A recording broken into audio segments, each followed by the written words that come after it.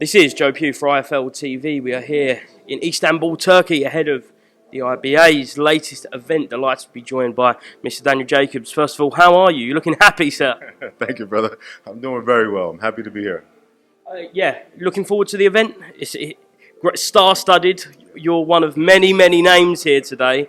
And along with the fights, we've got world title fights, we've got bare-knuckle fights. It's going to be some event tomorrow night, isn't it? I'm looking forward to it. So this is the first of its kind that I've ever been to an event like this. Happy to be out here with my peers, seeing champions, former champions, but also supporting the up-and-coming generations.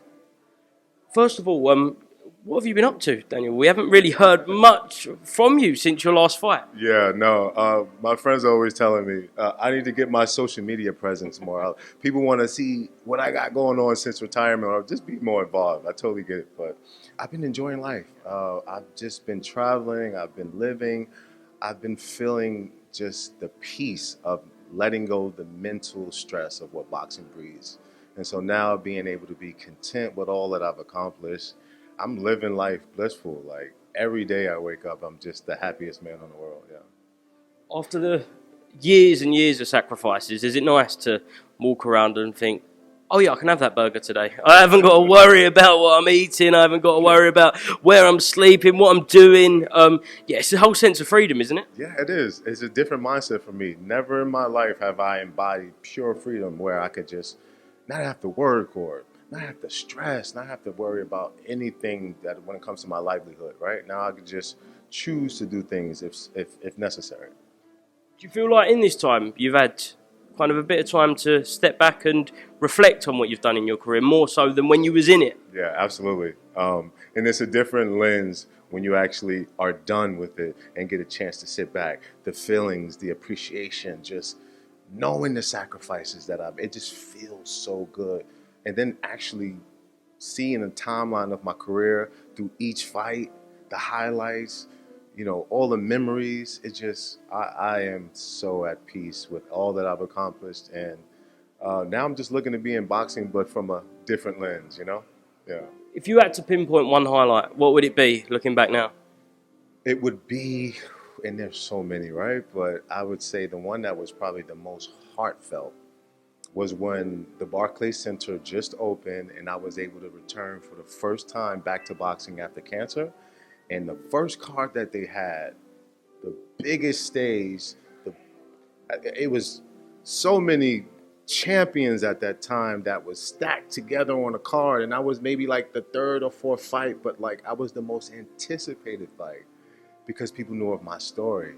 And so coming out to Kanye West Stronger, I just felt the love, I felt the energy, I felt all that I went through and the sacrifices, but also the embodiment of me knowing I could take my life into my own career. Like, could you imagine just that feeling, you know? And then going out there and first round knockout.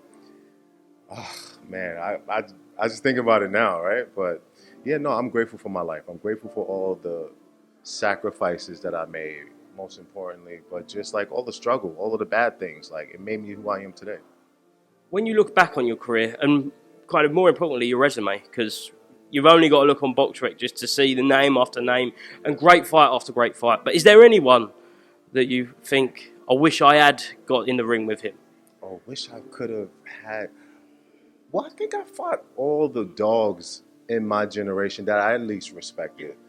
So for me, it's like I gave it my best with all of the people that I thought were representing of the greats, right, from my generation. So no, I don't think there's anybody else that I wish I could have fought in terms of feeling like let's say I end up in the Hall of Fame, right? I don't think that there would be anyone else that I didn't fight that would allow me to be in the Hall of Fame. So yeah. Certainly. Someone who is around, I'm not sure if you've seen him yet, is Terence Crawford. He's here. He's just come off the back of a world tour press conference with Canelo Alvarez. Daniel, what do you make of that fight on September 13th? I'm so looking forward to this fight. I've never been on Instagram liking pics and commenting on pics as much as this Crawford and Canelo tour has been, right? It's exciting for me. I love both fighters. I respect both fighters. I just want them to show up. Like, I want them to give it their all to where we can be like, because we invested so much energy into it, because we invested our money, our time. You know what I mean? People are setting up fight parties and willing to travel halfway across the world. So it's like the world is anticipating it. I really wanted just to kind of match up to the hype. That being said, who does win? In my heart, I want Crawford to win, even though I wouldn't be surprised if Canelo won. But I think Crawford definitely has the skills to be successful. And I say skills, I mean superior skills to be successful on that night. How big of a factor do you believe weight will play? Obviously, Terence Crawford, 4-weight world champion now, started lightweight, most recently got his title at 154. He's stepping up 2 weight divisions to the super middleweight division. Is it going to be a big factor?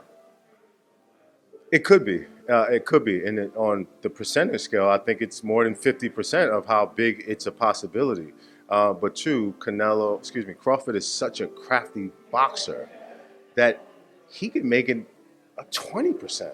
He can box the entire round. But Crawford is a dog. I don't see him boxing. So I see the exciting moments of like you not knowing if he's going to be able to be, in reach of a power punch or take it, and just how he's going to respond. So all of those things are exciting. It's a gamble, but like this is why we love boxing. Yeah, takes back Las Vegas, Ring Magazine, brought to you by Turki Al-Sheikh. What do you make of his involvement in the sport over the last 2 years? It's amazing what he's done, isn't it? Absolutely amazing. And to all of the fighters that has being able to benefit, I'm sure that they can say this is probably the best thing that happened to boxing. And I'm even on the outside now, right? I agree with that. Like, I think it's important for us to put our lives on the line and to be compensated accordingly, right? It's so many times that boxers don't get what they're deserving of, but at the same time, it's like, why not, right? Like, why not? If you can judge any sport, right, and you could go to soccer, baseball, basketball, and say, from my mind, based off the sacrifices that these guys make and what they have to endure on fight night or game day, I would say boxers should be like the highest paid type of guys because we're risking our lives, Is there a part of you that wishes you were maybe a little couple years younger and we could get involved with that, with Turki Al-Sheikh? I mean, no, right? To me, my career has played out to perfection. There is not an ounce of money. I mean, granted, who don't want more money, right? Like, but at the same time, like, there's not a doubt in my mind that, like, there's any type of negative feeling or wish I could have done this. Like, I'm blessed to even have been stepping back in the ring again, let alone be like, I wish I had 10 more years so I can get extra 10, 20 minutes. Like, that's cool, but I've done enough even within my generation and what I've able to breathe in to be able to be good for the rest of my life, So in that department, I'm okay. But yeah, no, these new guys, they got it. Turki Al-Sheikh's teamed up with Dana White, and he's entering the boxing side of the combat sport world. Do you think that's a good addition for boxing? I do. Anything that's an addition, to me, can't take away from it. Because it's only probably going to breed more eyes that typically wouldn't be watching it or didn't have like a heartfelt connection to it. So that the UFC fans, which we know are diehard fans, can come over somehow and be fans of boxing and equally share that love. It's a beautiful thing for combat sports. A major fight in the UK over the past couple of months, probably fight of the year, I don't know if you watched it, was Chris Eubank Jr. and Conor Benn. Did you watch that fight? I love the fight. I thought just the lead up, the storyline, just both fighters within their own rights as men under the guidance of their fathers who was the man back in their day. The whole dynamic, like, it was heartfelt for me. I have a son too that is my world. And, there were times where he wanted to box too. So I always thought about that dynamic. And to see it played out with the storyline that it had, and most importantly, the actions after. The fight was prime. Both fighters gave their all. So for me, that was a perfect dynamic. I loved it. Well, I believe Conor Benn's coming here in the next couple of hours, so I'm sure you get a chance to talk to him. And they're rematching on the 20th of September, just a week after Canelo Crawford. Do you ever remember a time where there's this many of mega fights coming one after another consecutively, week after week, month after month? Yeah, no, I mean, it's one of the beautiful things about the sport. When I first started, I mean, shout out to HAYMON, but I mean, he had me on sometimes 2 times a month fighting on Mayweather's on the card, Pacquiao on the cards. There literally was a 13 fight span within a year, my very first year. So to me, that was what really got me to the point of like getting to the point of championship status, having the backing and follow through with it. Because there's hype, but then there's living through and living up to the hype, you know? Last question. Worked with Al Heyman. Worked with Eddie Hearn. Who's better to work with? Eddie Hearns or Al Heyman. Respect to both gentlemen. I think they played a crucial part at the time that they came into my career to allow me to be successful in that time, and even now where I'm like retired, and I could say that I had a luxurious career. I had amazing partners who sought out my career to be everything I desired it to be, gave me that backing and support. So shout out to Eddie Hearns, shout out to Al Heyman, shout out to Oscar De La Hoya, because I was signed with Golden Boy when I first, but most importantly, shout out to Keith Connley.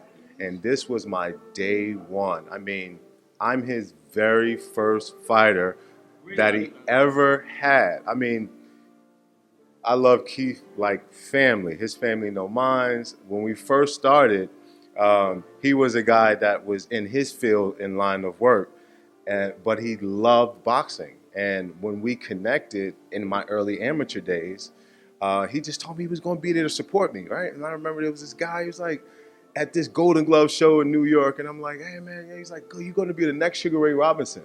He said, if you win this fight, I'll go with you to the Nationals. You know, I hear stuff like that pretty often, right? But when I actually went to the Nationals after winning, he showed up. And I'm like, what the fuck is this guy? But like, it made me feel a genuine connection and felt like I was supported. And that support took me throughout my amateur and professional career. So the person that I really got to give bigs up to is my dear brother, Keith Connolly, because he was able to really